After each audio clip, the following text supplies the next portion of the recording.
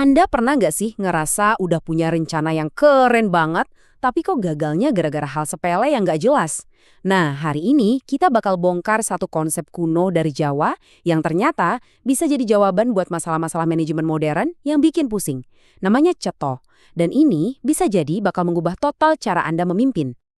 Kita semua pasti pernah lihat kan, rencana perbaikan sekolah yang di atas kertas kelihatannya wah, sempurna. Tapi begitu dijalankan, kok berantakan? Kenapa ya ini terjadi terus-terusan? Apa sih yang sebenarnya kita lewatkan? Ini nih pertanyaan yang sering bikin para pemimpin, khususnya di dunia pendidikan, jadi susah tidur. Biasanya yang jadi kambing hitam itu kan kurang dana, kurang waktu, kurang sumber daya. Tapi gimana kalau masalahnya sebetulnya lebih dalam dari itu? Seringkali jawabannya itu adalah musuh yang nggak kelihatan. Namanya ambiguitas. Ya, kurangnya kejelasan. Inilah penghalang tak kasat mata yang bisa bikin rencana sebagus apapun jadi gagal total.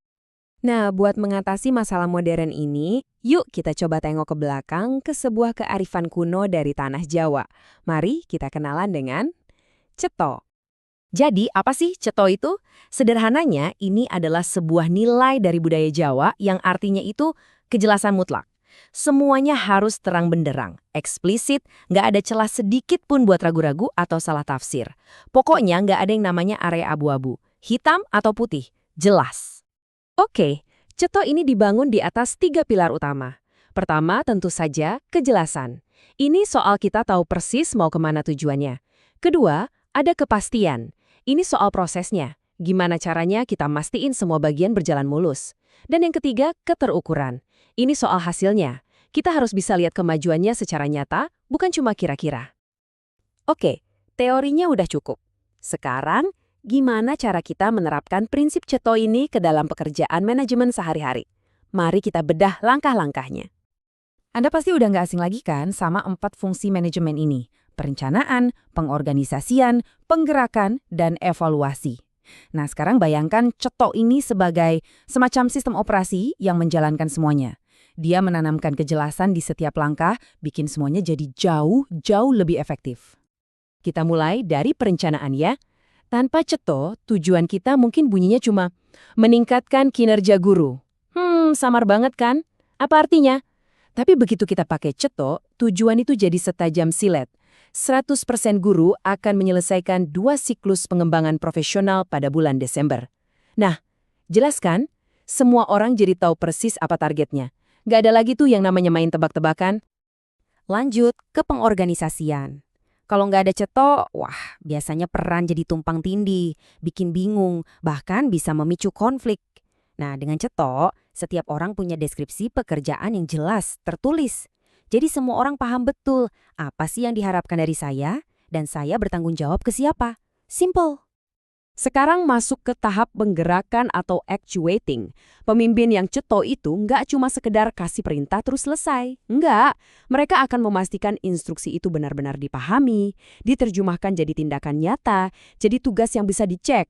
Intinya, komunikasi itu bukan cuma soal ngomong, tapi soal memastikan semua orang paham. Dan yang terakhir, evaluasi. Dengan ceto, evaluasi itu bukan lagi sekedar formalitas atau rutinitas yang membosankan.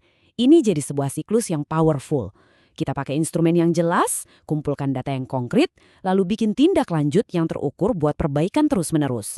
Jadi semuanya digerakkan oleh data, bukan lagi pakai perasaan atau asumsi.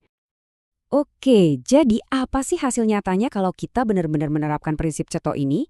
Jawabannya, dampaknya luar biasa. Hasil pertama, akuntabilitas langsung meroket. Kenapa? Ya karena nggak ada lagi tempat buat sembunyi.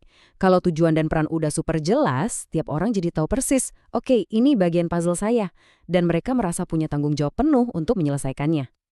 Yang kedua, supervisi jadi jauh lebih efektif. Ini bukan lagi soal kegiatan centang-centang box aja. Supervisi berubah jadi alat yang ampuh untuk pertumbuhan, untuk perbaikan nyata, baik buat individunya maupun buat organisasinya secara keseluruhan. Dan hasil ketiga, ini mungkin yang paling mengubah segalanya. Pemimpin nggak lagi jalan di tengah kabut keraguan, nggak lagi cuma ngandelin firasat. Sebaliknya mereka bisa berjalan di atas fondasi yang kokoh, yang dibangun dari data dan bukti nyata. Ini adalah pergeseran besar. Dari yang tadinya cuma menebak-nebak, jadi memimpin dengan presisi. Jadi kesimpulannya apa nih buat Anda? Gini, ceto ini bukan cuma buat orang Jawa atau manajer sekolah aja, ini buat kita semua. Intinya gini deh, walaupun akarnya dari budaya lokal yaitu Jawa, tapi prinsip-prinsip utamanya yaitu kejelasan, kepastian, dan keterukuran itu sifatnya universal. Ini bisa dibilang resep jitu buat kepemimpinan yang efektif, nggak peduli Anda kerja di mana atau di bidang apa. Pada akhirnya, kalau kita menerapkan cetoh, ini yang akan terjadi. Seorang pemimpin bisa bertransformasi dari yang tadinya cuma jadi manajer yang menjalankan rutinitas administrasi menjadi seorang pemimpin sejati yang menggerakkan perubahan berbasis data. Nah, sebagai penutup, saya mau kasih satu pertanyaan buat Anda renungkan. Coba deh lihat lagi pekerjaan Anda sekarang.